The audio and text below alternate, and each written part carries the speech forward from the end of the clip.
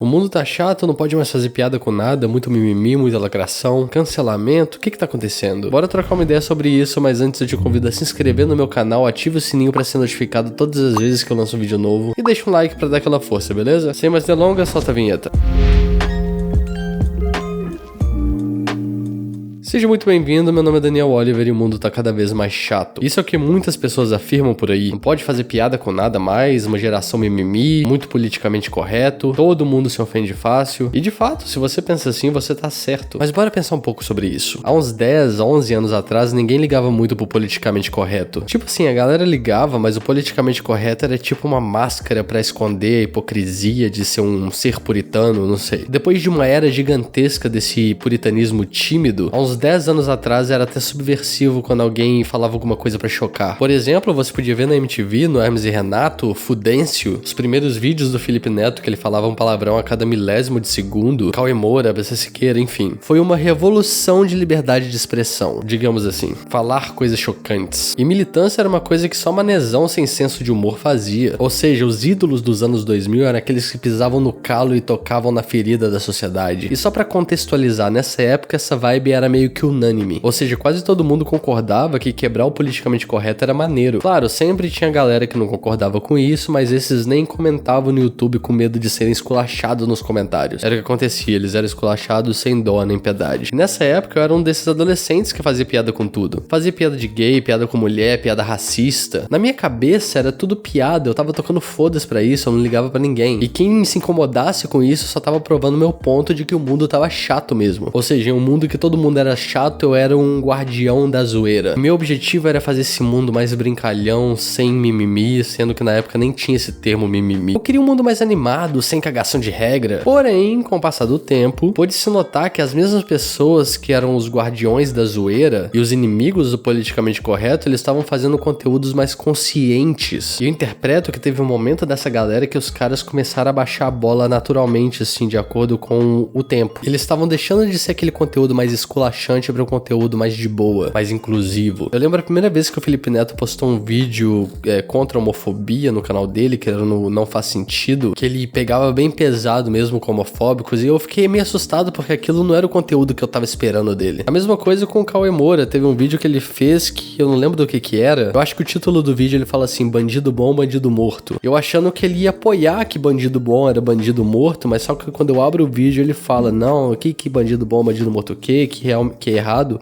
E tipo assim, de fato é errado, hoje eu vejo isso, mas só que na época eu tinha essa mentalidade de bandido bom é bandido morto mesmo, e eu fiquei muito puto, eu falei, cara, você tá me xingando, como assim? É o que eu penso, como assim? Aí eu fui comentei algumas coisas lá e fiquei muito puto, mas enfim. Aos poucos essa galera de influência foi parando de fazer essas piadas muito chocantes e foi levando muita galera com ele. Muita gente ficou pra trás também, porque muita gente não queria mudar. E eu confesso que eu sou um desses caras que foi amadurecendo com o Cauê Moura, por exemplo, o próprio Felipe Neto, que depois ele virou uma outra coisa totalmente diferente, assim. Falo diferente do que ele era no começo. E com essa crítica veio aquela ideia de que o mundo tá ficando mais chato, tá todo mundo mimimi, tá todo mundo sendo guardião do politicamente correto. E eu vou tentar explicar por que isso tá acontecendo exatamente. É uma análise simples, é uma análise totalmente neutra, é uma ideia que eu pensei, então só quero compartilhar com vocês mesmo. E assim, eu vou ser bem sincero. Você produzir um conteúdo falando coisas pesadas, ou até se você faz isso fora das câmeras no seu dia a dia, pelo menos no meu ponto de vista, primeiramente é algo que cansa, tá ligado? É cansativo você tá descendo o cacete, trocando na ferida o tempo todo. Quando eu fazia minhas zoeiras politicamente incorretas, eu meio que carregava uma vibe que eu sentia que era muito pesada. E eu meio que sentia essa obrigação de que eu tinha que chocar todo mundo o tempo todo. Nessa época que eu era mais reaça com essas coisas, assim, eu acho que a época que eu fiquei mais depressivo, a minha adolescência foi a época mais pesada, porque eu era muito nisso de rebelde sem causa. Em geral, a minha vida era bem difícil, porque eu sentia que eu tinha essa vibe e eu não queria mudar. Pra mim, eu tava certo e que se foda o resto. Se eu parasse pra ouvir o outro lado, se eu parasse pra pensar diferente, o pessoal ia falar, virou militante, chato. E era meio que uma autocobrança constante pra eu não ficar chato. Ou seja, já dava pra ver que minha vida era muito mais focada em projetar uma imagem descolada e legal do que de fato ser eu mesmo. Eu era muito focado em ser alguém que fala na lata, zoeirão, do que de fato eu parar pra pensar nas coisas que eu tava falando de fato. E assim, no fundo, todo mundo quer a mesma coisa. Todo mundo quer ser feliz e quer ter uma vida boa. Alguns acham que essa felicidade vem da admiração e aceitação de um grupo em prol de evitar um certo tipo de ostracismo, exclusão. Por isso a gente vai e veste uma persona, ou seja, uma máscara que a gente veste que nos permite ser um personagem que agrada mais a sociedade, que é mais de acordo com as cobranças sociais. Porém, esse personagem não é quem você é. Esse personagem tá totalmente no mundo do ego. E muitas vezes, para proteger essa máscara que a gente constrói, a gente fica bem egoísta. Muitas vezes não, né? Sempre. Ego é egoísmo, né? E basicamente viver no ego é viver na preservação desse personagem. Sacrificar a vida dos outros para manter o seu personagem de pé. Pensar mais em si mesmo, que no caso não é você mesmo, é apenas sua máscara, né? Do que pensar no próximo. A parada é que a nossa sede por aceitação fica tão grande que a gente nem percebe que a gente tá causando algum mal. E as coisas que a gente fala pode até parecer inofensivas numa relação 1 para 1, mas tudo o que você fala, absolutamente tudo que você diz serve pra validar um comportamento. Por exemplo, uma vez me esculacharam no TikTok porque fez um vídeo detonando lei da atração, falando que eu não acreditava. De fato, eu não acredito nessa lei da atração mística do filme O Segredo, enfim, porque eu acho que tem um tom de mais de lavagem cerebral do que tudo. Porém, quando eu fui explicar, eu falei que tem algo que eu acredito que é bem próximo da lei da atração, que é a sua vibe positiva e negativa. Ou seja, traduzindo, não positivo e negativo como os polos magnéticos, mas positivo e negativo no sentido de bem intencionada ou mal intencionada, amorosa ou egoísta, nesse sentido. Essa vibe que você carrega, ela meio que reflete em si mesmo e reflete no todo. Muitas vezes uma frase maliciosa que você diz pode não voltar em forma de karma pra você, ou de lei da atração, mas vai ser um pequeno pixel de uma grande tela que tá validando todo um discurso de ódio e que fica no inconsciente das pessoas. Pode reforçar pouco, mas se todo mundo reforça a mesma coisa, chega num ponto que parte só dos pensamentos e vai pra violência, vai pra agressão, vai pro assassinato. E é por isso que a gente tem que evitar individualmente. E por quê? Justamente por isso, nosso discurso valida atitudes. Você falar certa coisinha aqui ou ali não vai necessariamente causar um crime, mas vai ficar no inconsciente coletivo, vai ser um reforço de que aquilo pode fazer. É uma contribuição pra normalizar aquela ideia. E o que nos leva justamente àquela frase do tio Ben, com grandes poderes vem grandes responsabilidades. E o que é uma responsabilidade? Eu interpreto uma responsabilidade como uma obrigação moral. Tipo, fazer o que é certo com algo que está nas suas mãos, algo que está no seu poder. E quando você é um comunicador que fala pra muitas pessoas, ou você fala pra aquela galera da sua casa ou num grupo de amigos, você tem um determinado poder. E esse poder ele pode ser muito amplo ou pode ser muito pequeno, mas enfim, é um tipo de poder. Você tá ligado no que eu tô falando? Agora eu te falo, será que eu ainda acho graça nessas piadas que atingem o politicamente correto? Será que eu acho graça de piadas racistas, piadas homofóbicas, piadas de humor negro às vezes? Será que eu ainda rio com essa zoeira? Não, cara, eu genuinamente não acho mais graça de piadas assim. Mas por que, Daniel? Você ficou assim do nada? Virou militante? Virou politicamente correto? Quer pagar de sertão? Não, cara, se liga, as pessoas não ficam chatas assim do nada. Ninguém acorda um dia e fala, vou parar de fazer piadas racistas, machistas, homofóbicas e vou militar na internet. Não é assim que funciona. Eu entendo que, certo lado, muita gente entra com fogo nos olhos, uma militância chata mesmo, só pra causar, que não sabe muito do que tá falando e quer combater fogo com fogo. E eu entendo também que tem pessoas que falam e defendem que pode fazer piada com tudo, mas quando é com alguma coisa que é sagrada pra ele, por exemplo, ele fala, não, aí já não pode. E da mesma forma, eu entendo que tem muita gente que faz esse tipo de piada escrota só pra se posicionar, com uma reação a toda chatice que ele fala, eu não quero estar desse lado chato, então tem que falar alguma coisa, porque senão vou ser chato. Mas assim, falando por mim, tá? À medida que eu fui crescendo, lendo, estudando, eu fui percebendo que tem muita coisa na nossa sociedade que a gente não consegue ver a olho nu. São coisas que ficam bem escondidas mesmo no nosso comportamento, na nossa cultura, e a gente não sabe nem por que a gente age ou tem essas coisas. Mas quando você dá uma entendida nessas coisas, você começa a entender, você tem meio que uma crise existencial. E eu acho que todo mundo que vai ficando mais velho vai ficando mais rabugento mesmo por causa disso. Você já parou pra pensar por que as pessoas mais velhas ficam mais rabugentas? Porque, como eu já falei antes no meu TikTok, a vida vira tipo uns Jogos Mortais, um filme de terror mesmo. Quando eu contava algum problema meu pra pessoas mais velhas, ele falava, cara, isso aí não é nada. Você vai passar por muito problema fudido ainda. Eu achava que isso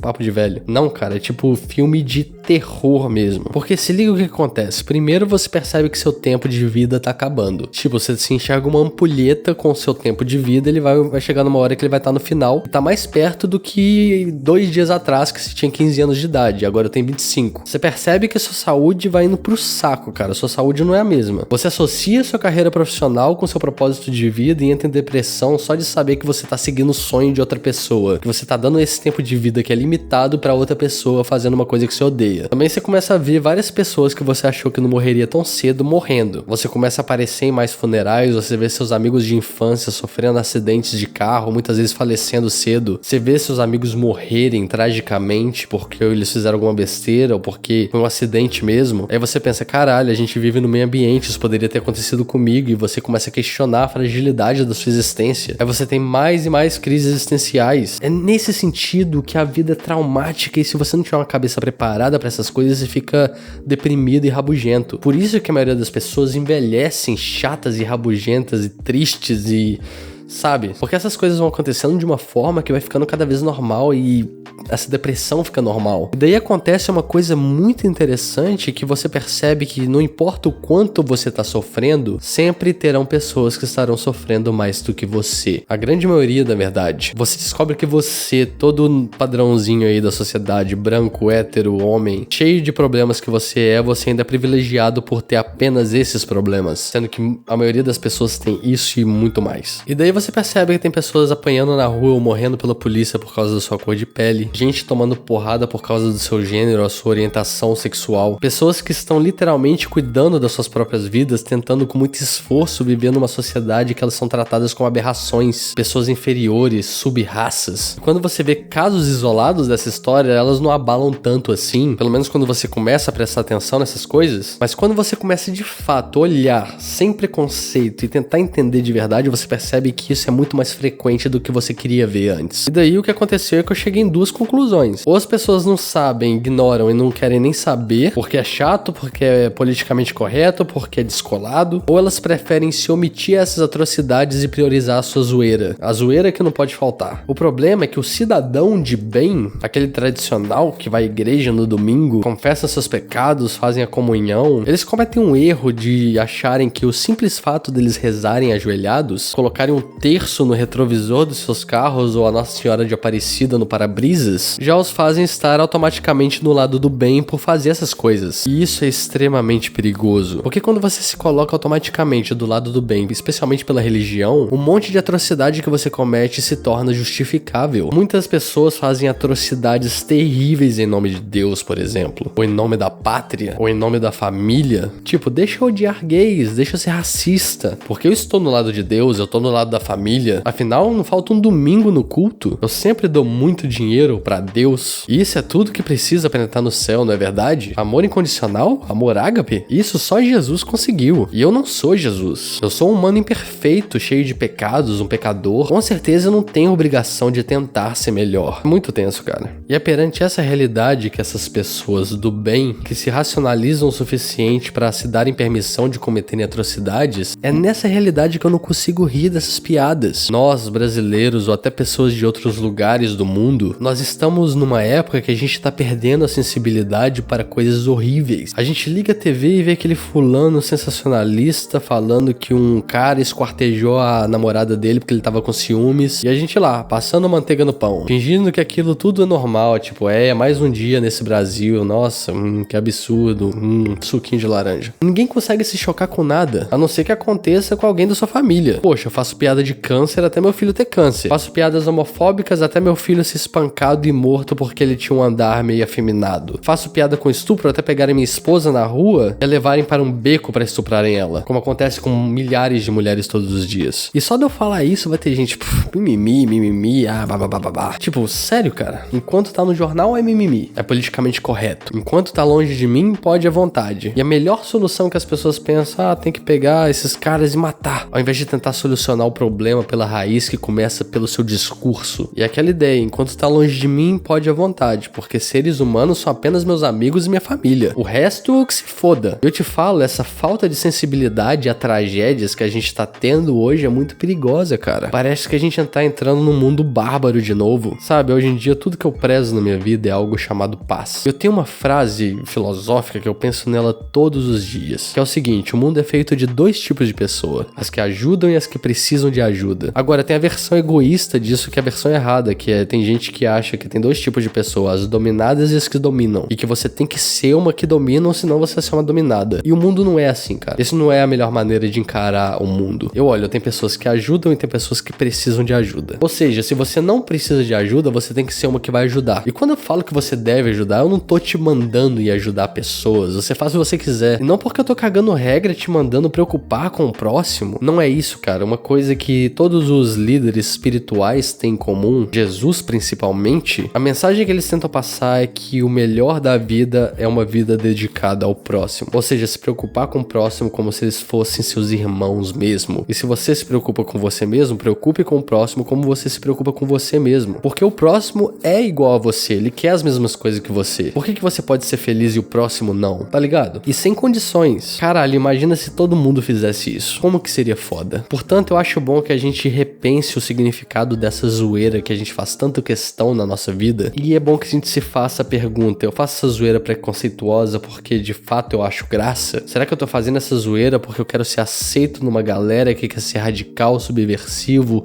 e esquece do sofrimento alheio? Será que eu não tô insistindo em propagar certas ideias maldosas por causa de uma birra que eu tenho com a galera mimizenta e politicamente correto? Será que eu não tô fazendo isso só porque muita gente é chata e realmente é chata e milita errado? Mas será que se eu fizer isso eu não tô sendo igual a essas pessoas, chata, mas só que chato pelo outro lado? Será que vale a pena corrigir um erro pagando pela mesma moeda? Ou será que eu perdi toda a sensibilidade referente a atrocidades que acontecem todo dia porque eu escolho ignorar? Enfim, pensa nisso, se inscreva no canal, deixa um like pra dar aquela força. Eu te vejo no próximo vídeo e um beijo na sua alma. Tchau.